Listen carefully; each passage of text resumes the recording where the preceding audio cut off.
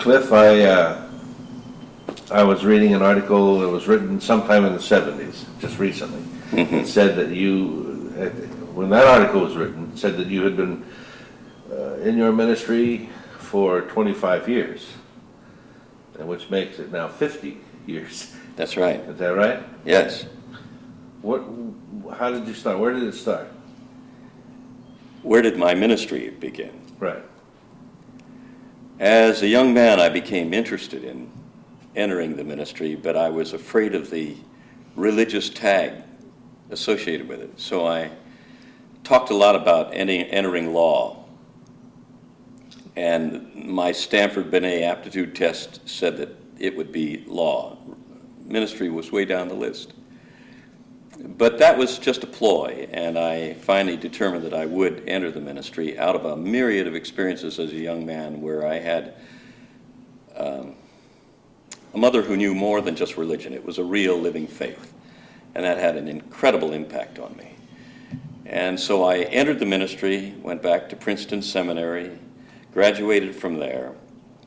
My first church was in Tracy, California, Presbyterian Church.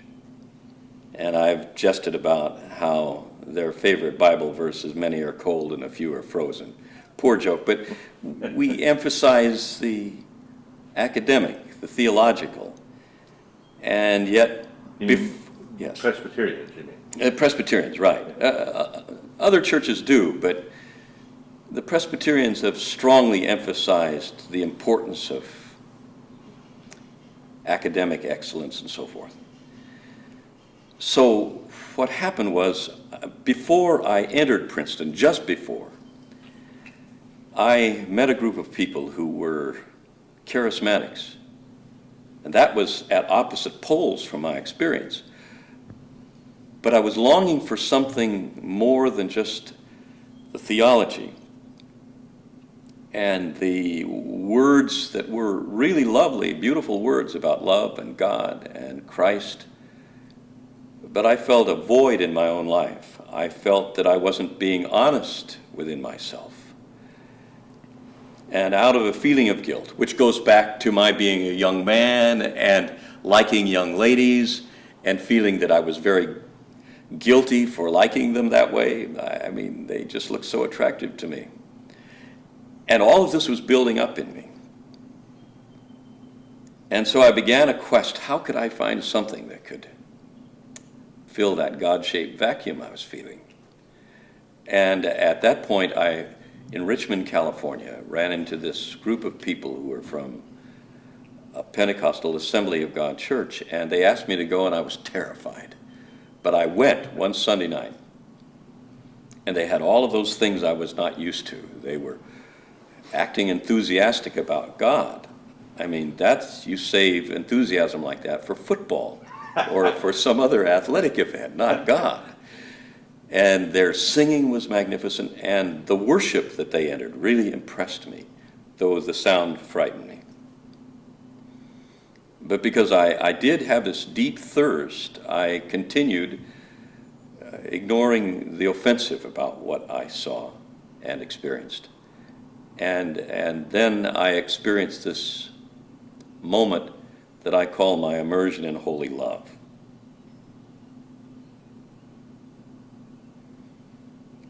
That moment was to change my life. From then on, I realized my task was to share that, simply. The sense of the presence of God was so real, and Jesus really became a friend more than ever before. And I felt a falling off like dead leaves from a tree of these old feelings of compulsion about my sexuality. Well, the charismatic. Yes. The Pentecostal, you said? Yes. This was one of the.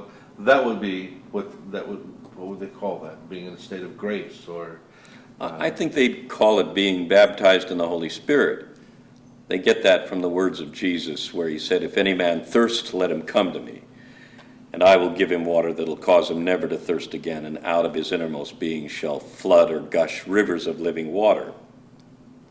And then John, not the Apostle John, but John the Baptist said one day, referring to Jesus, he said, "I baptize with water, but the one who comes after me, he will baptize you with the Holy Spirit and with fire." And so from that, they've drawn that image of being immersed or baptized in the Spirit. I just like the term immersed in love more, that's all. So that's how people go to their church and they have that immersion. Then they become Pentecostal for life, probably. Well, ideally, they would become persons who flow in this love and power for life, but that isn't what happened. And in fact, that led to the reason I entered the psychological field, because I came from that experience. And I mean, I was living on a whole new level of life, of joy. I knew that I had touched something very, very real. And I had a period that I've noticed in a lot of people that I call a mantle of grace. There's a period after you experience this where everything goes right, almost without exception. Your decisions are precise and accurate. Your responses to people tend to be more loving and more understanding. And this impressed me because I was experiencing it. It was only after it began to wane a bit that I realized I had tapped into a consciousness. I realized that when the ancient religionists in the Christian faith said that we have the mind of Christ and we can tap into the mind of Christ, this is what they were talking about. There is this period, and I remember talk to you about the fact that C.S. Lewis said that's the only thing that Christianity has unique. In this discussion they had in London, where the religionists from all around the world and philosophers discussed and argued for several days about what is unique about Christianity that other religions don't have. And there wasn't anything that was unique. The incarnation was not unique. The sense of remission from evil or sin was not unique. The basics of religion were in all religions, except for this one thing. When C.S. Lewis walked in and they were arguing back and forth, and he said, "What's all the ruckus about?" And they said, "We're trying to find out if there's anything unique about Christianity." He said, "Oh, that's easy. It's grace." So they pondered it, and it's the only religion in the world that says you don't have to do anything. And that's where the word charismatic comes from, the Greek word charis. When I went over to Japan and was studying Zen later, and that's another story, I'm jumping around Robin's barn, but when I was over there, that's the one thing that impressed me when I would be sitting in meditation in a dojo outside of Tokyo for 14 hours a day in the lotus position, which was at first more painful than inspirational. But I saw people who were so dedicated to truth.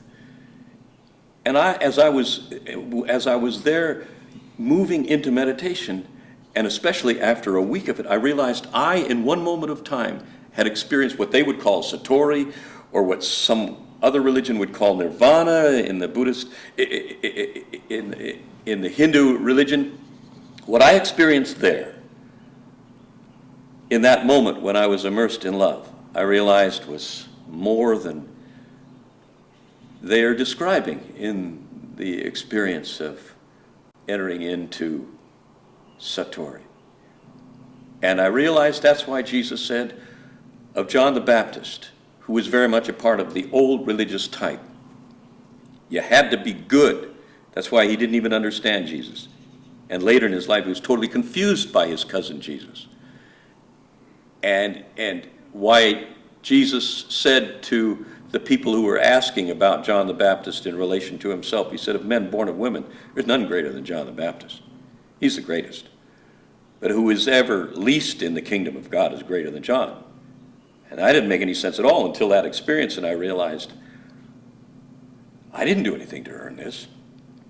I was an irresponsible, in many ways, young man, not capable of having consistency in my emotional and spiritual life.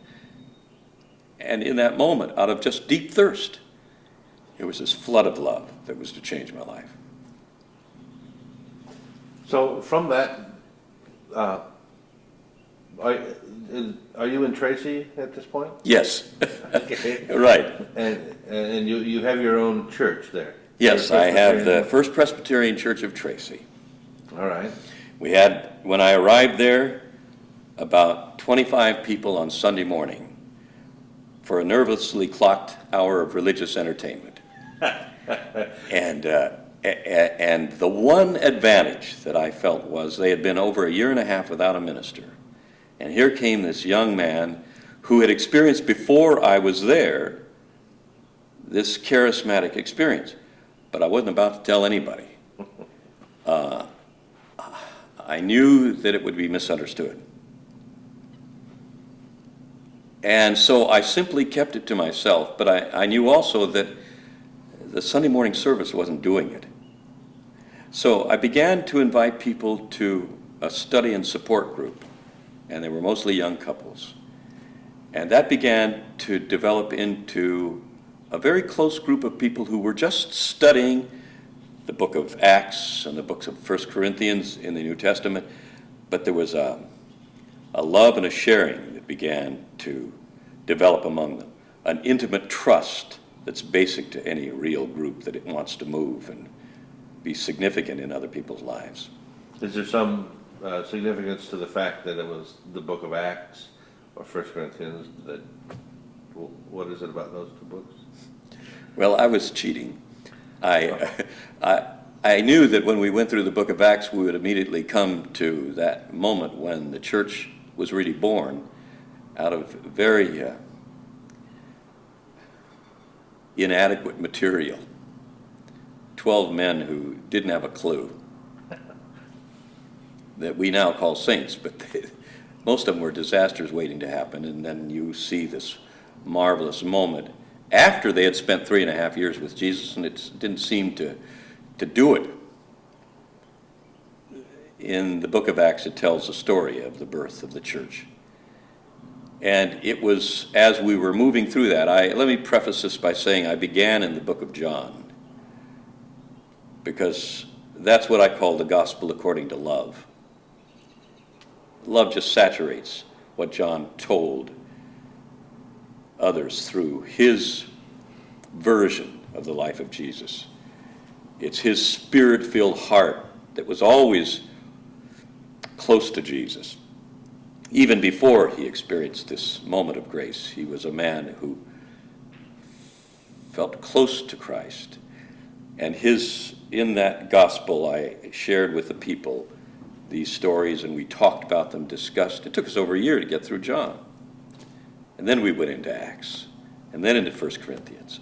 When we got into Acts, and then into 1 Corinthians, and we got to chapter 12, and it talked about the Spirit and what happens to our lives, the people said, "What's this all about?" And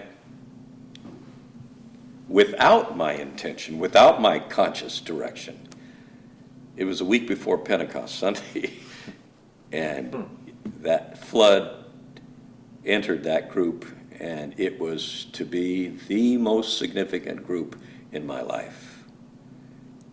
It redirected me when I thought I was directing it. And these people became dear to me. They experienced a power of love that I could spend the rest of our time just sharing anecdotes out of that group. One of them is standing there behind the camera. Well, okay. So let's move to the formation of your inner healing ministry. All right, that happened right out of that group. Because as I watched them experiencing this tremendous love and the changes that took place in their life, the mantle of grace was there. But when it was lifted, and it's as though the Spirit is saying, okay, you had the opportunity to taste a consciousness that is unbelievably pure, but now you have to apply it. As I heard once, as I was coming out of meditation, I heard this inner voice say, "I will do everything you cannot do in order that you might have life." There it is, that's grace. I'll do nothing you can do in order that you might have growth. And that's where the general charismatic movement has broken down. That's why in every charismatic movement, it begins beautifully and ends up legalistic. Because you're trying to maintain out of your determination to look good what can only happen as it flows out of an experience of being. And so what happened with our group, as every other group is, they began to experience these old patterns, and I said, there's something wrong. What's missing? That good people, these were not flash in the pan people who walked a sawdust trail and had a superficial moment and then went right back to their life as it was. These were people who really had their life changed. And everyone in that church of 300 that now had 2 services that were packed out, and these people would, in a very unself-conscious and egotistic way, simply serve. They were the ones that almost more than anybody else in the church was so impressed by their actions and activities that we had almost no criticism. And it was at that point when things began to break down in these people's lives, I started saying, what's happening? What do you mean by things? Just to be clear. All right. Let's say in one case, a man who had a very ugly temper, and he was cruel to his wife, and had this experience, and he had become so sanguine and so caring, and then the temper returns. Now, a year and a half later, and he's that same ugly spirit at home. Come to the group, he'd be fine, thank you. But the reports back tell us something is wrong. Others would go back into patterns of depression that had been gone.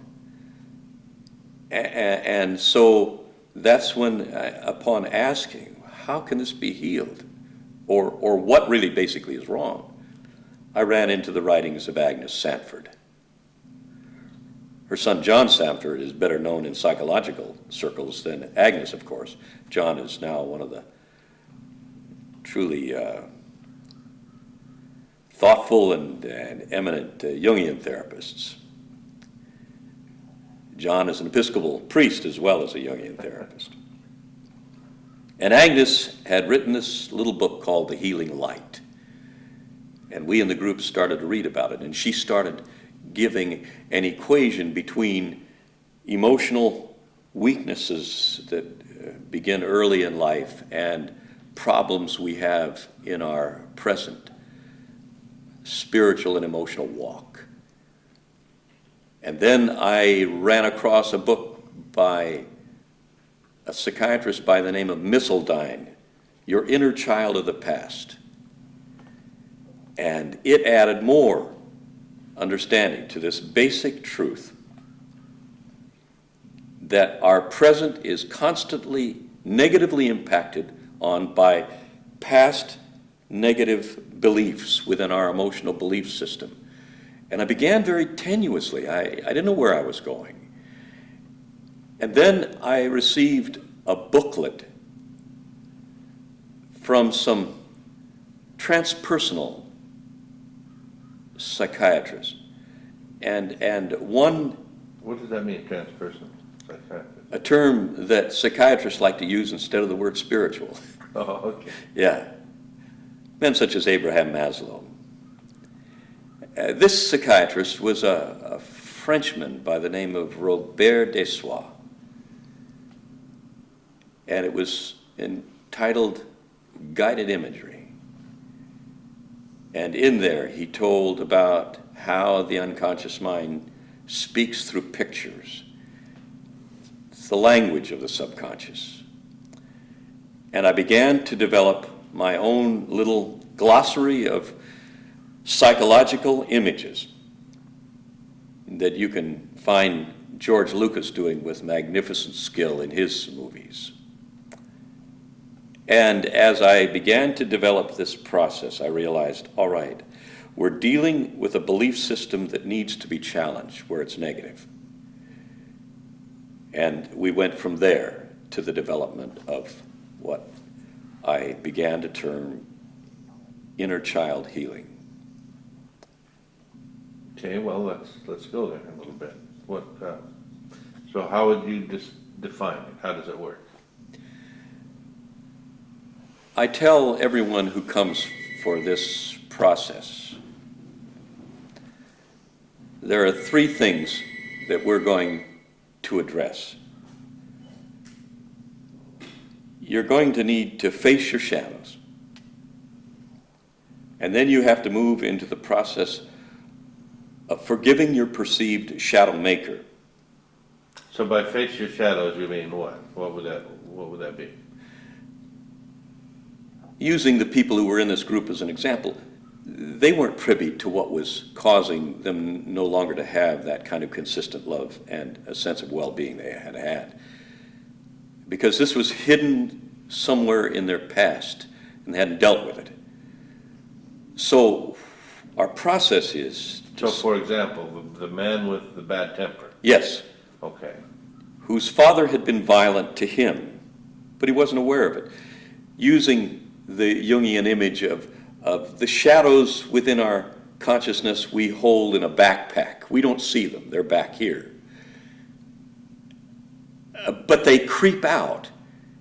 And sometimes they'll go on to my wife, and if I'm a man that has anger in here, the shadow of a man who is angry at his woman will now become my expression of my anger toward my wife. But it isn't really my wife that's the reason for the anger. It's the belief I have, a subconscious belief, that this is the way men behave. This is acceptable. No matter how your wife is behaving, that's still the truth. Is that correct? Absolutely. You'll find a reason for nailing her. You'll even make a reason, if necessary. Right. Yeah. Okay, so you have let's stay with this guy. All right. Is that all right? Surely. For clarity's sake. Sure. So what is the process here? How do you get him to see that shadow and then to face it? What does he do? Good. May I shift from the guy that was low profile and we worked on it for a little while to the man that I mentioned who had the violent rage that came out of Vietnam? Because Okay. that's so clear. All right, any example, yeah. About 5 years ago, a man and his wife came into my office here in Grants Pass.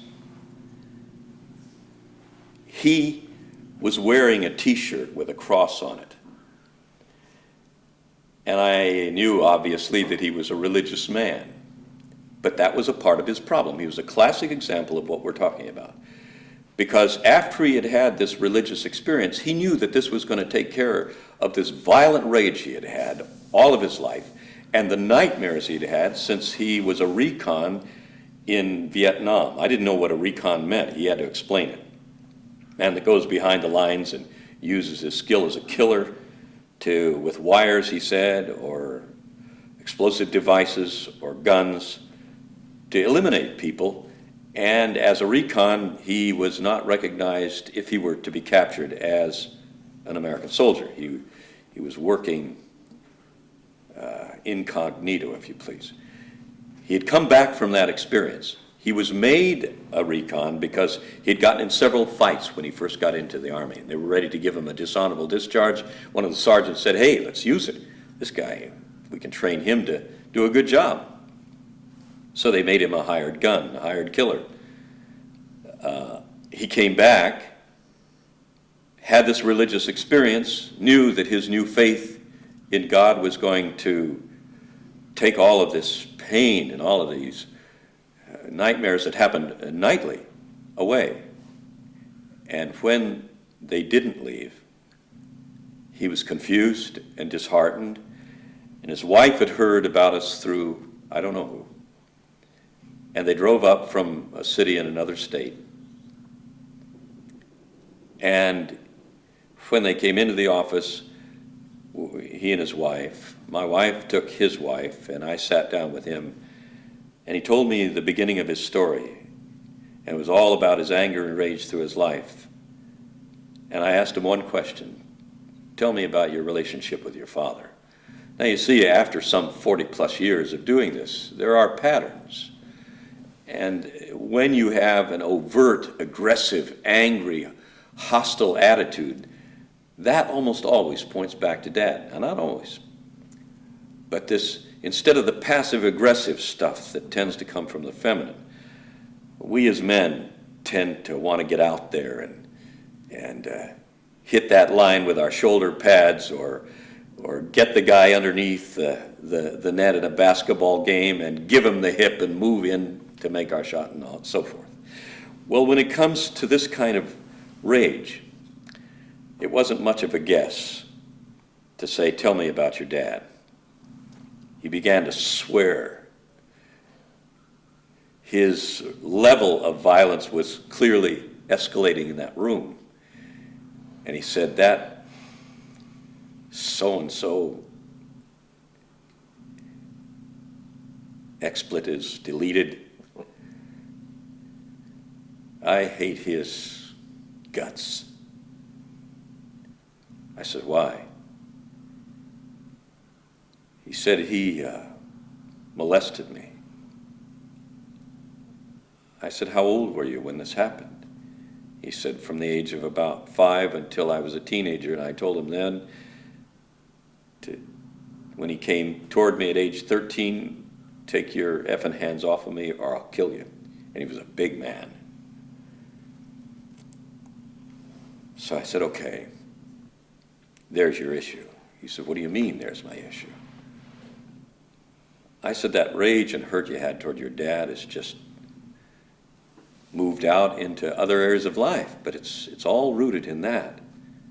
So that's facing your shadow, because he began to accept it, to see it, because I said, now we're going to go back there. And this is where the process evolved. I realized that one of the problems that we face is that we feel alone in our pain as a child, whether it be a rather benign or mild pain, or whether it's something as high profile and violent as this. We feel alone. And it was clear to me as I began to take people back, they needed someone with them. Well, if you are of a religious persuasion and Christianity happened to be your religion, Jesus is a wonderful, ideal figure to bring back with you, but a lot of people can't do that. So we just simply call it an ideal person, someone who represents unconditional love to you. But in this case, this man readily drew up the image of Jesus. Now let me point out, at that juncture, that's showing grace. This man hated men, and yet he was able to draw up the image of Christ, which says that there was that input from that transcendent level that enabled him to draw up a loving man in the face of not believing that men were loving all of his young formative life.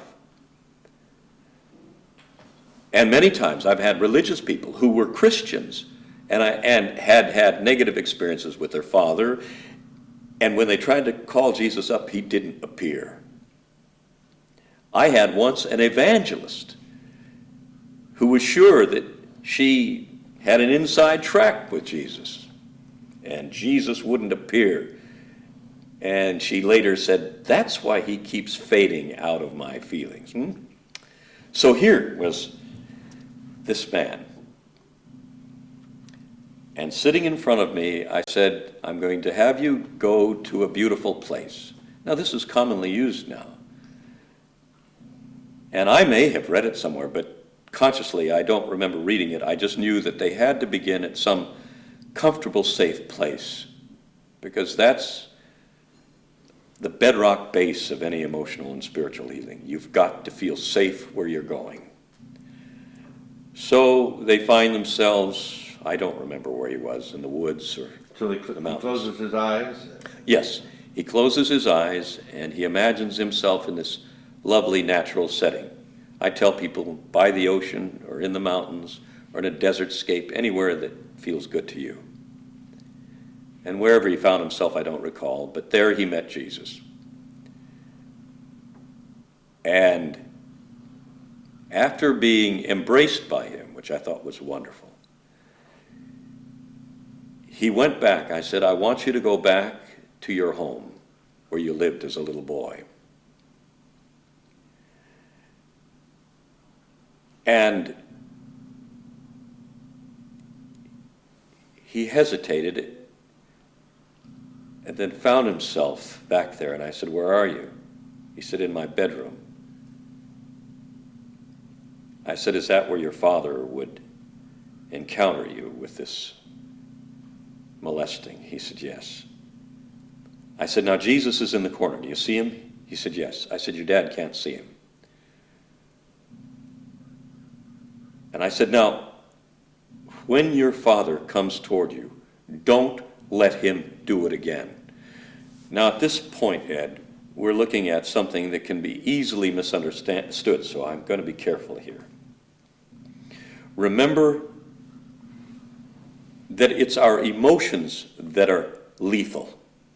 Our deeds are only a byproduct of that. And again, referring back to Jesus, he said 2,000 years ago, you have heard it said of old, whoever commits murder must be brought to judgment. But I say unto you, whoever harbors anger in their heart must be brought to righteous judgment. You see what he's saying? He always did that. He said, you're all concerned about adultery. I'm telling you, fill your mind with that garbage, and that's adultery. About wanting to shack up with one woman after another. He says, you've got it all wrong. You're all concerned with behavior and what it looks like out there, and I'm telling you the key is that the mind is the builder, and the mind can be the destroyer when you don't allow it to be the mind that God created. And so at that point he's saying, look, deal with the root. Deal with the thought. We're all concerned as a society in dealing with behavior, and we have to have some kind of behavioral control and sometimes behavioral modification, though that's the most primitive of all psychologies. What we need to do is go back and look at the emotional root, the thought.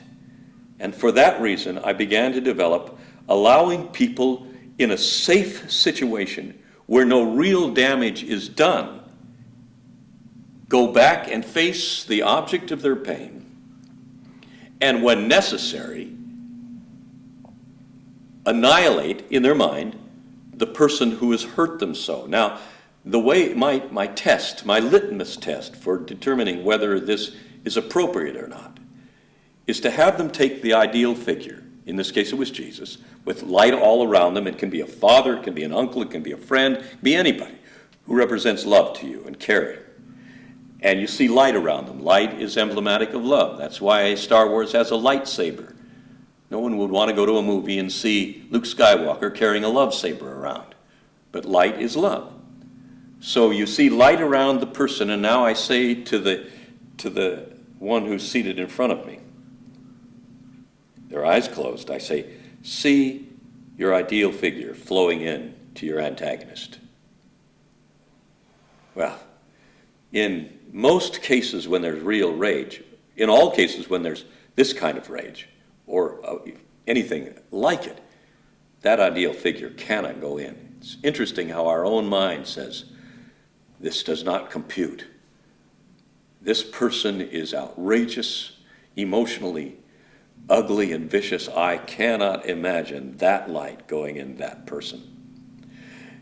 With that test, if they can't see their ideal figure go in, I say, take a weapon from the hand of your ideal figure.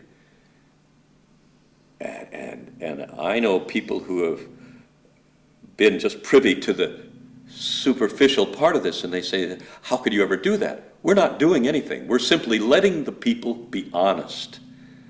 Healing cannot come unless honesty is experienced. That's why Alcoholics Anonymous is so successful, and why I say in every support group we have, I have to have one drunk. I want to have at least one drunk there that learned to be honest. You recover. Absolutely, because if you don't learn honesty, you ain't going to recover. So, this is simply allowing a person to be honest on a level that is a threat to that person. That's why they have the ideal figure, and to other people who haven't dealt with their emotions properly. It's a real threat. So let's go ahead and say what it is. Describe the action. All right. And then we'll get back to talking about it. Good. He took the sword. In this case, it was a sword. Tell him you can take a bat, a club, anything. He took a sword. From Jesus. From Jesus' hand. And I said, don't let him molest you one more time. And I held a pillow. And I'm reasonably strong. And this big guy started talking with a little boy's voice as he came down with his fist, the sword imagined in his hand. And he said, why, Daddy? Why, Daddy? Why, Daddy? Why, Daddy? For a good 5 minutes, perspiration pouring down his forehead. When he was done, and I had picked that pillow off the floor several times, by the way, and he was utterly exhausted, and I was holding him now in my arms. I said, do you see Jesus there? He said, he's there.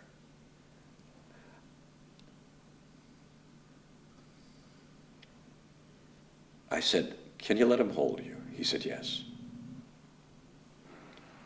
I said, now, let Jesus shine light on your dad. He said, he's mincemeat on the floor.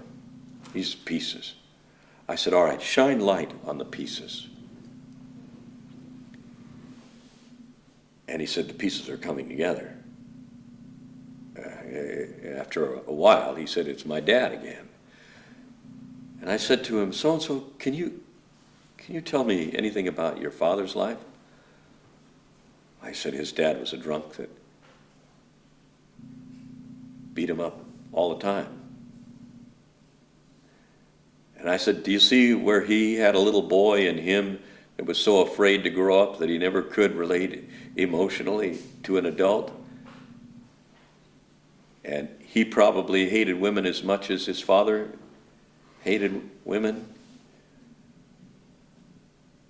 And he didn't know how to relate to a woman, and he wanted love, and as an insane little boy came and abused you.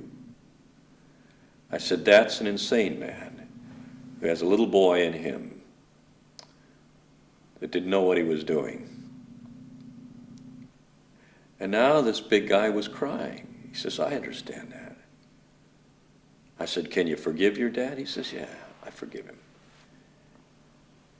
And his father, as he described it, opened his eyes, and he had his father stand up, and he embraced his father.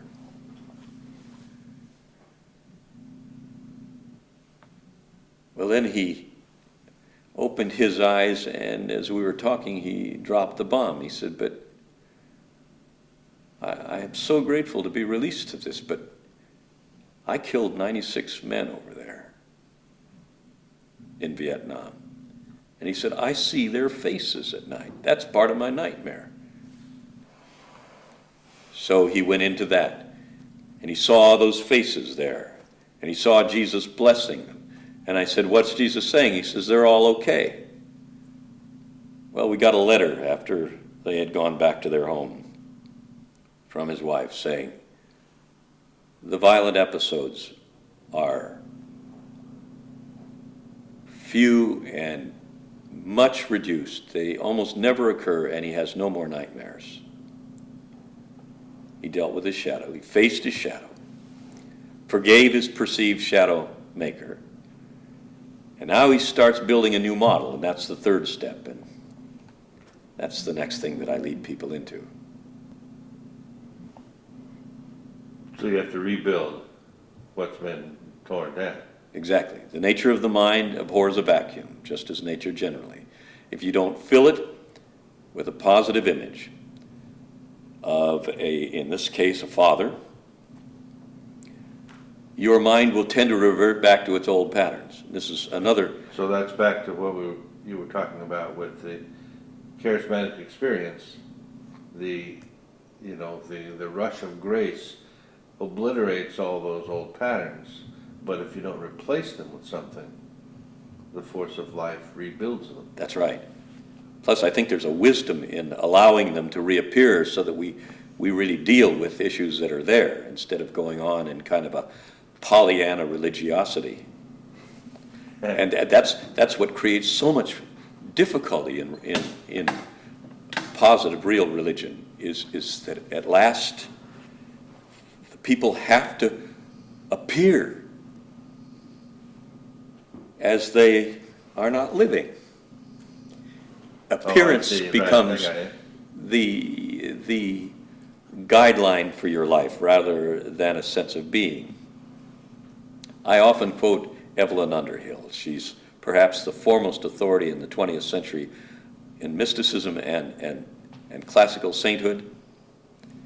And she said, most people spend their lives trying to conjugate the verb to want, to have, to keep, craving, clutching, clinging, when all the Holy Spirit asks is for us to conjugate the verb to be. That's what we lose when we try to do it by behavior rather than our inner being. All right. You left the church, right? I mean, you left your ministry at Tracy. Well, that's a whole long story. I don't know whether you want to get into that, but... Well, no, not particularly, but sort of a sum up. I left in very good terms, and I was 7 years at that Tracy church, and it was a honeymoon. I mean, it was just such a beautiful experience. But I was called by a group of laymen and women to enter into a ministry at large which the Presbyterian Church granted me.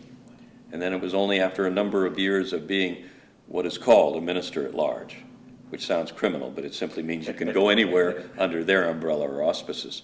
And then I went into a totally independent situation because I said, let's face it, I am not serving the Presbyterian Church any longer. I work with Catholics and Protestants and nothings. So that's how I happened to leave.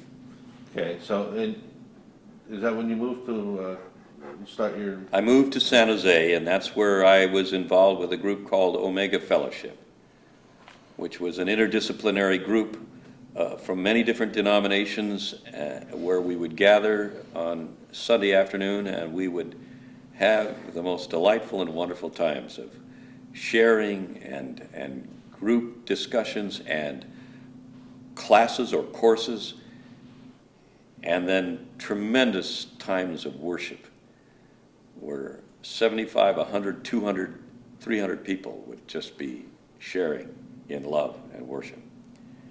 Then I went from there. All of this while I was traveling around the country into other countries, lecturing and teaching and having workshops. And then that's when I moved up to Oregon. Started a retreat center called Christovus out in the woods of Southern Oregon. And how long, Christophos was there for how long? I moved here in 1971, and just this year I sold it. Sold part of my heart. You moved away from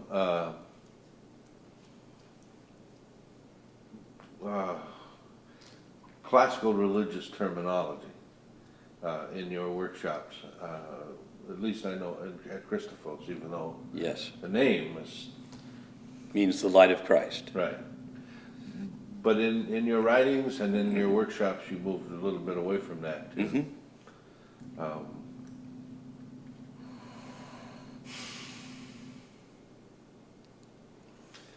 So I know that you didn't move away from it. I know that your work was still based on the Spirit. So why did the language change, or what was that about? We respond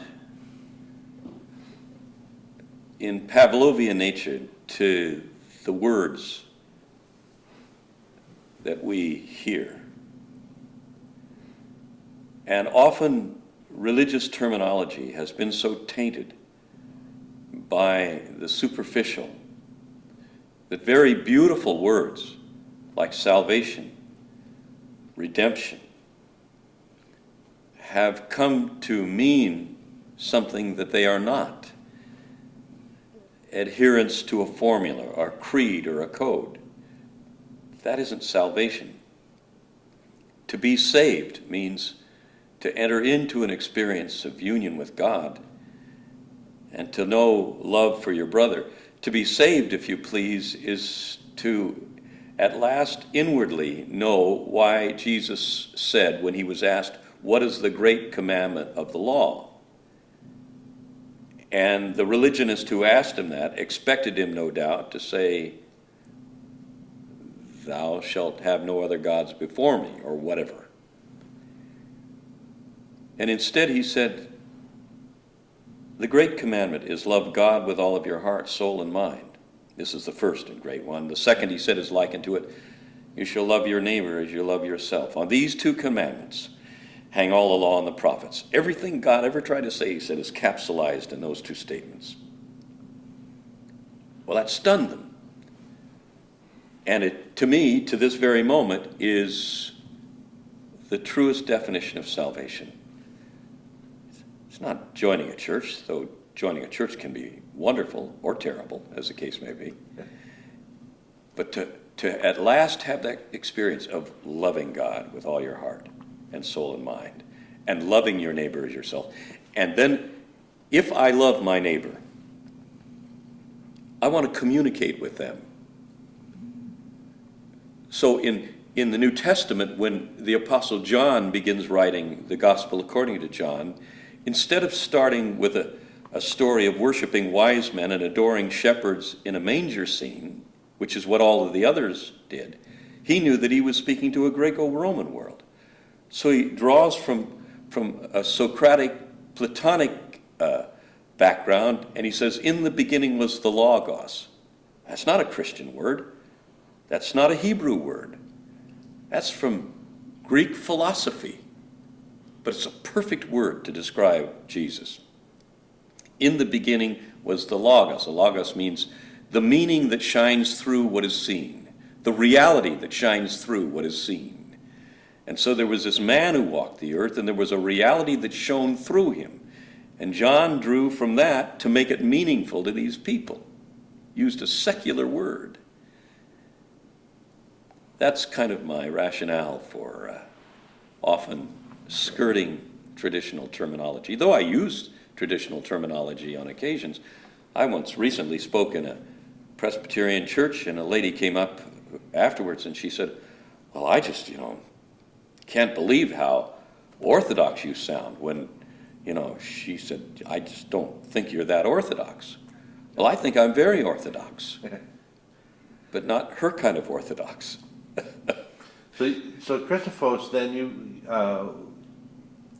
so people came from all over the world to come to workshops at Christophos. Yes. And the workshop would be like a week-long intensive training in which you would use those tools of guided imagery.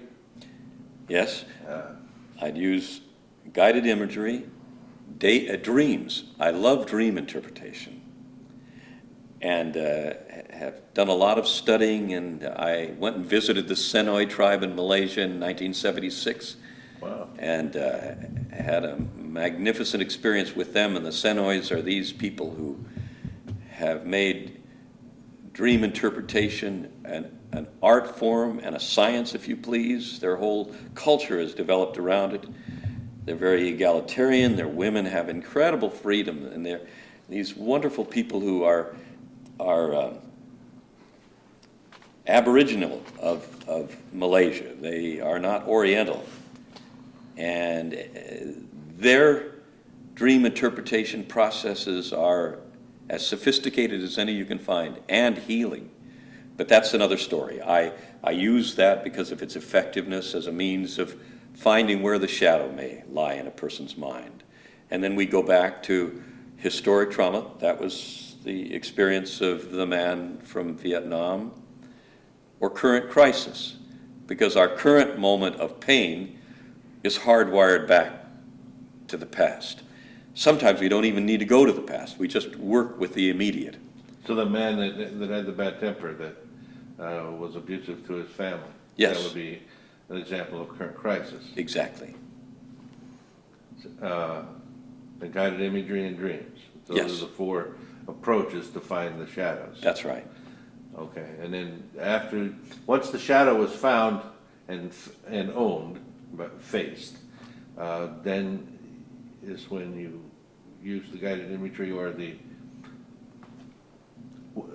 is it always the same way to go in with the sword? No.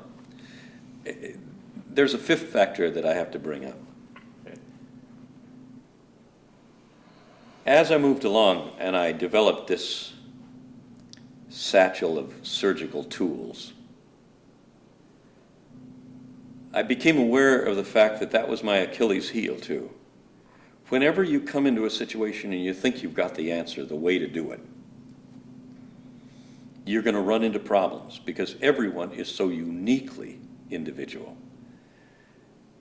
And this is why, again, I draw upon a secular example to reinforce something that I learned years ago, and that is, unless you're willing to go within and ask the Spirit for direction, and sometimes the root cause will come out of nothing that we have done of those 4 disciplines. It'll just be a knowing. As a fellow who came to our workshop from Colorado, and a magnificent man, terrified of flying. And the man who picked him up at the airport is our cameraman. And he began asking him questions. And there was a suggestion that maybe the problem lay with his mother. Well, he was right on the numbers. But we were to find that out in the middle of the workshop when he had called me and said, Cliff, I'm taking a Greyhound bus out to Oregon. But you better be on your toes because I want to fly back. I don't want to take a bus. You know, that's putting an awful lot on your shoulders. But we did have sense enough to say, this isn't something that I can heal. And the man did go back, and he found himself in the womb of his mother and heard the doctor say, oh no, not another one. He was a twin. His sister had come out I forget the number of minutes, 10, 15 minutes earlier, and the doctor said, oh no, not another one. He checked with his aunt after the workshop, who was present when he was born, and that in fact was what the doctor said. Now, come on, that doesn't come because of clever tools. The man, by the way, flew home with another group from Colorado and later went to Europe and Israel with us. And he didn't ride the bus. So the wisdom of saying, I really know I don't know, but I do have the solutions within, is what they're doing at UCLA Medical Center. Dr. David Bressler, he calls it your inner advisor. Well, you see, he can't say at UCLA Medical Center, the Holy Spirit is within you, and you are going to go and listen to the Holy Spirit. So if he wants to call the Holy Spirit your inner advisor, that's fine by me. And we've used it with a lot of people who can't handle the religious, but it works. So, and I have a question about recidivism rate. Yes.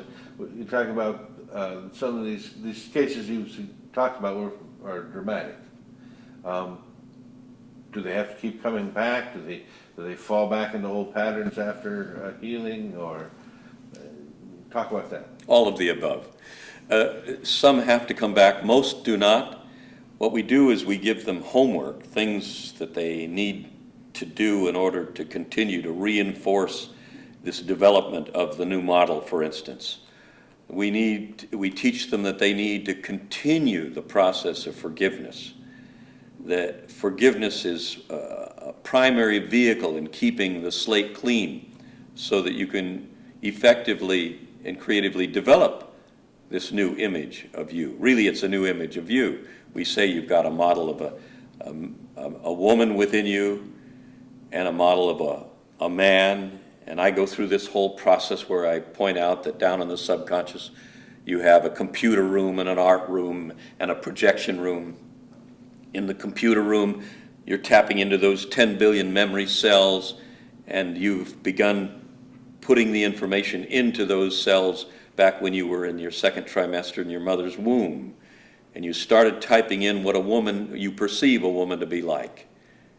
And then I point out that you're born into a woman's world, the womb, and the woman should be the continuing mentor and nurturer of your life through the first few years of your life. Those first 18 months to 2 years are crucial because most of your beliefs within your emotional belief system are formed before the 18th month is over. And then later into your pre-adolescence and adolescence, you start typing in what dad is like. You've been doing some before, but he's kind of a background normally.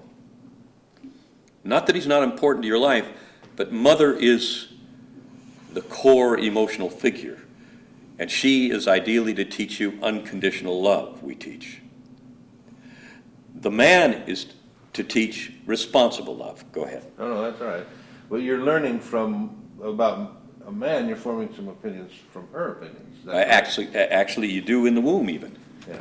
If the wife is happy with the husband, you're beginning to have good feelings about that man out there. If she has negative feelings, you'll pick that up. It'll begin to influence you. So I'm sorry, what were the love? Say that again. Well, it was Eric Fromm who said that the primary gift of a mother to a child is unconditional love. And the primary gift of a father to a child is conditional love. I just call it responsible love. Because what a man should teach a child as a father is responsibility. And if you want to talk about what's happening in our nation and the tragedy of violence, you're looking right into the eyes of irresponsibility as a father. And that, I know that'll be challenged, but that's a primary issue that we have to face. Men haven't known their role within the home. And women saying that men have been too much the dominant figure, they're absolutely 180 degrees from the facts.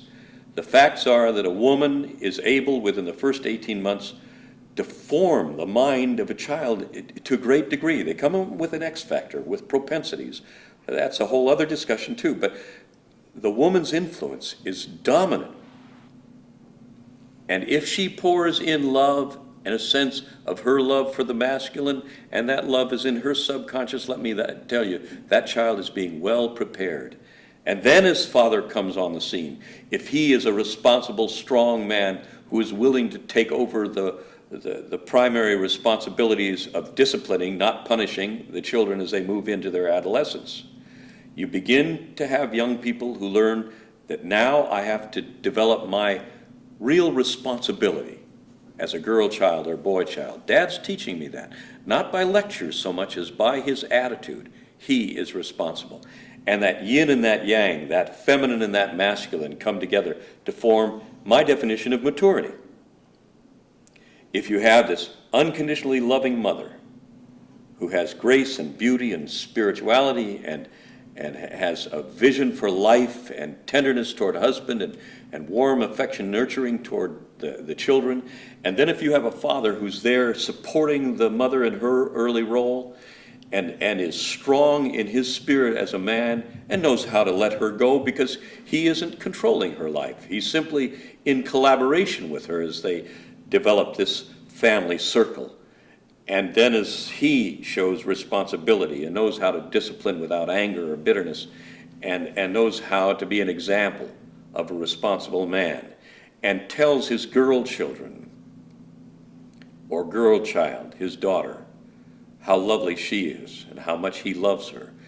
And she begins to get the message that this is the heart of a man, strong but loving and caring, and cares for his wife, her mother.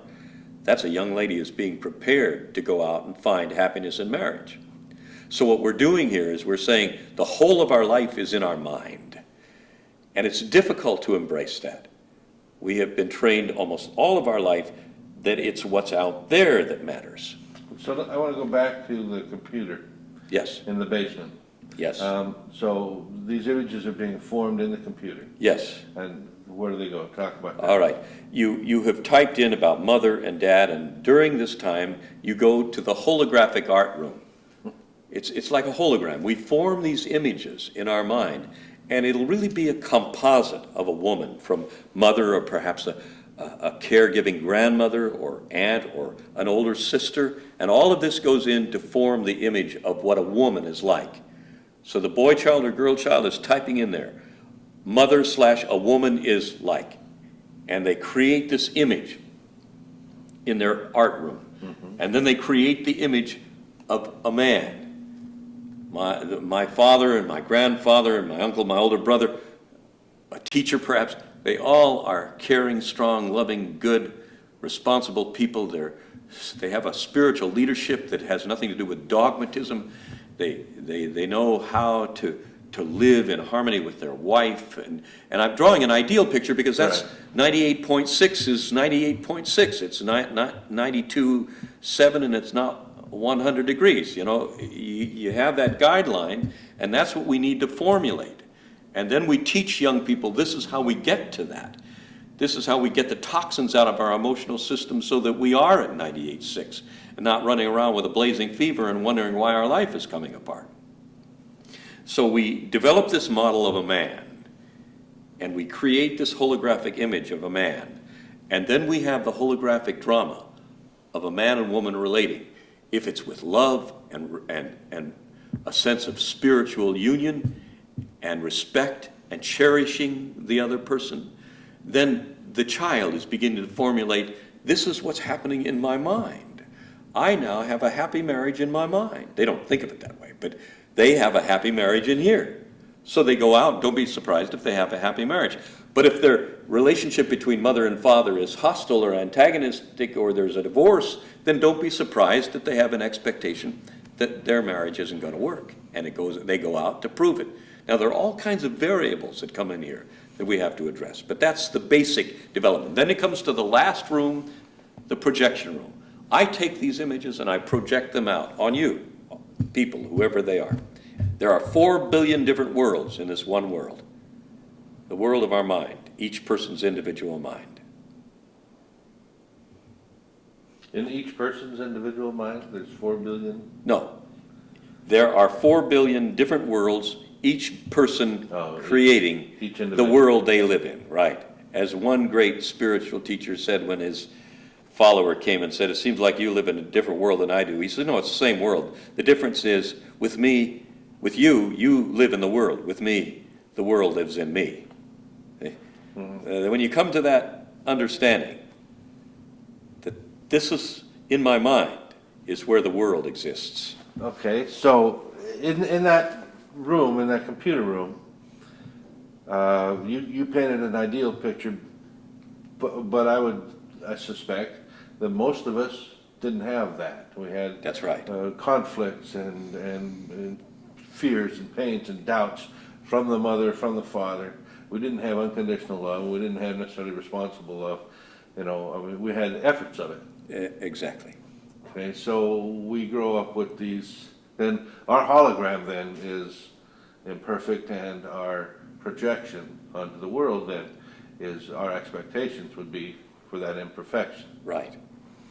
And that's where you come in. That's where anyone who is seeking the healing of a person's emotions and spirit, that's where they come in, where they are somehow invited into another person's life. And at that point, with no expectations on the part of the therapist, that's important. Without expecting any success, but simply presenting the means to be healed for the person. And most people come in and they deal and they begin to move along a path of emotional integrity and spiritual reality they haven't known before. Some will hear it and say, I don't buy this. And that's fine too. There are times when I don't think it's fine at all. But when I'm really into the core of me, I know that I'm not here to try to make people get healed.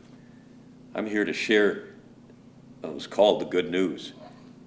It's wonderful good news, isn't it, that we don't have to live with these shadows? Yes. So let's talk about, so far we've only talked about spiritual, psychic, emotional healing. Yes. But indeed that means the physical body being connected to those things in those ways. You're actually healing physical diseases as well. Yes. I don't know how much of this we want to talk about, but there has been examples, I know, of cancer being turned around. Is that correct? That's correct. Multiple sclerosis, amyotrophic lateral sclerosis, Lou Gehrig's disease, which is very fast moving and it's believed to be incurable. It was cured. Psoriasis, diabetes, innumerable physical illnesses that have been healed. And one of the interesting things is in studies done of faith healing, most people who are healed return to their illness within a matter of 2 years because they didn't deal effectively with the root cause. With the shadow. Yes. Well, I wanted to talk about, well, first, I want to talk about the 3 steps. I want to just emphasize the 3 steps of what you do. It's to face the shadow. Yes. Forgive the perceived shadow maker. Forgiveness. So it's ownership and forgiveness. That's right. And then Build a new model. Build a new model. Heal. That's pretty solid. Yes. Referring back to the New Testament, there's a statement from Paul. He says,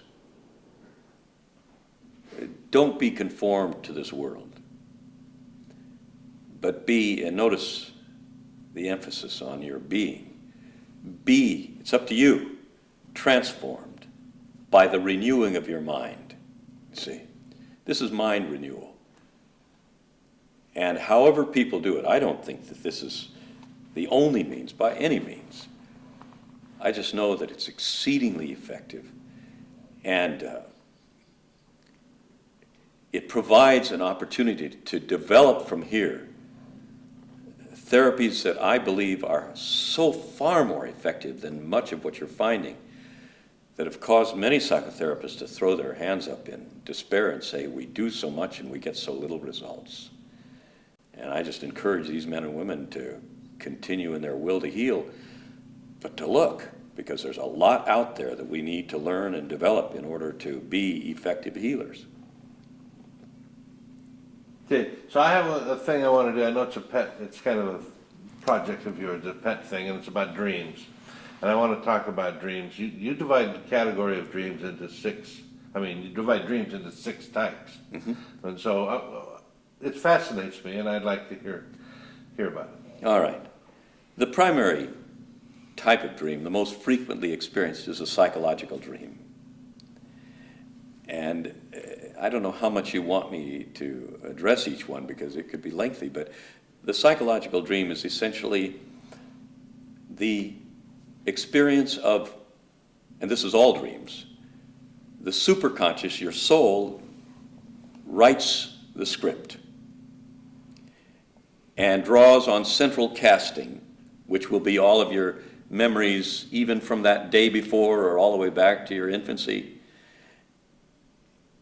or images you've seen in pictures and so forth. And your superconscious or your soul writes the script to be acted out on the stage of the subconscious and to be viewed by the conscious mind and acted upon. That's why dreams are always anabolistic. They're always trying to move you toward healing. Just like when you have a cut, you don't have to insist that the macrophage comes in and starts the healing process and that the T cells eliminate the infection and so forth. This is all done from within because there's a basic healing creativity in every body. And dreams are that way. So you begin with a psychological dream, and its purpose is to address an emotional issue in you that you're not privy to, or you haven't been up to that point ready to see it. But your soul knows that you're ready. You never have a psychological dream until you're ready to deal with the material and the issue that that dream is dramatizing. And so then you go down and you look at the dream in your sleep state. When you wake up, hopefully you'll remember it. Every 45 minutes to an hour and a half, every night we have a dream. We don't remember them, but they know in REM laboratory tests that that's the case. We are having dreams through the night, but we'll usually draw up the ones that seem most important. If you were a Senoid child, you'd remember every dream you have each night. Then you select the one you think is the most important. So the psychological dream is always talking about yourself, and the uncle in the dream, or the creature, the beast that's attacking you, or the water, they're all part of yourself. And the job of the dream interpreter is to help the person who will ultimately be the best interpreter. The dreamer is ultimately the best interpreter of their own dreams. But to begin with, they often need help. Someone who will be sensitive to listen to the inner voice, to try to get direction, because when you sit down to interpret a dream, you really have to say, I don't know. There are books on dream symbols, and some of them are good, most of them aren't worth much at all. But the bottom line is that that symbol comes out of that person's mind, and it's within the context of that person's life and experience. So if someone has a dream of a farm, and they lived on a farm, that's going to mean something vastly different than a kid who's been raised in a ghetto in New York and all of a sudden sees a farm. So you have that kind of sensitivity or learning, but you have to be ready to listen and get direction so that your interpretation can be helpful and healing. Right. There are archetypal images, though. That's right. That's correct. But the archetypal image will often take on different meaning depending on the person. But as you know, things that tend to be round and curvilinear are feminine. Things that tend to be long and linear are masculine and often phallic. That's true.